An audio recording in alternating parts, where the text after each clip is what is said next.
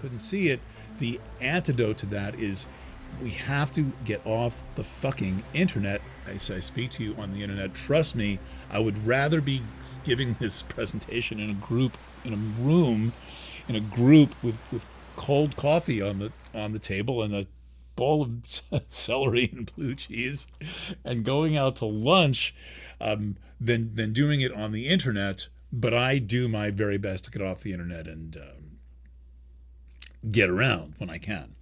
And what I'm suggesting is where your work is concerned, put your body in a car or on an airplane and do things associated with work as part of this means of finding yourself. All right, let's get down to some specific transits. So here we have I'm going to skip these big charts for a second. So for a little while longer, Neptune's going to be in Pisces. It goes into Aries in a very short time, 3 weeks. We're going to have Neptune being in Aries since the first time since 1860, entering Aries for the first time since 1864, before the Civil War. The telegraph had been invented. Then followed by Saturn. I believe that is in May. They're both going to go back, but in this spring, you are going to have a sample of what your future life is going to be, or see options for what your future life might be.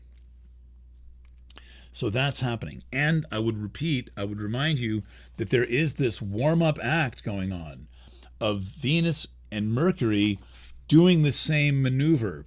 So think of this as like a zone of your life. Like think of this as a transition area in your life. And it is the transition area between potential and manifestation. It's the transition area between ethics and expressing power. It's the transition area between faith and belief and acting on that faith and belief in a way that tests you, that is tangible, that is workable in the world of the physical world. This, by the way, among the ways that I remain grounded with physical tools to do this work, and I highly encourage you to get one of my astrology sets, and which comes with all kinds of stuff, but it's a set of physical astrology tools.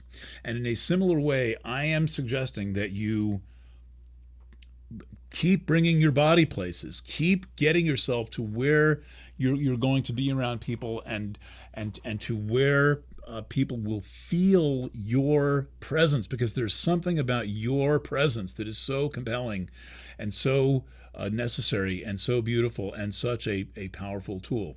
And when we look at the astrology of this current moment, and we see this Venus and Mercury doing this action in Pisces and Aries, these are they call personal planets. Well, it's not that hard to figure out why they're personal. Venus is about how we feel.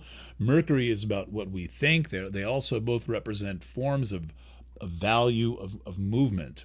And so you're being called now physically. So check with what you're doing.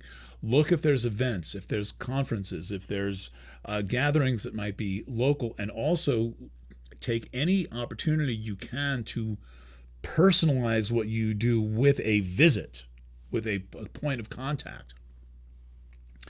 Okay, physical contact, where you can shake the person's hand, be there, say, what are you doing for dinner? I mean, this is like a question that people are afraid to ask now, where they think they've got to plan everything 6 months in advance and have it with Venmo and everything like that. The spontaneity counts for a lot. By the way, with these retrograde planets, old contacts, especially with Venus retrograde, old contacts and collaborators may be coming back into the picture of your life.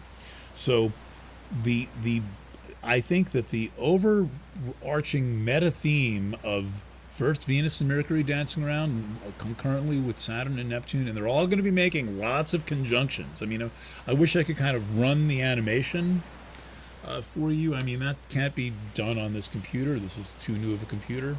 But it would be 4 planets moving around and making a whole diversity of conjunctions. Each one of those conjunctions is a potential meeting point of 2 or more.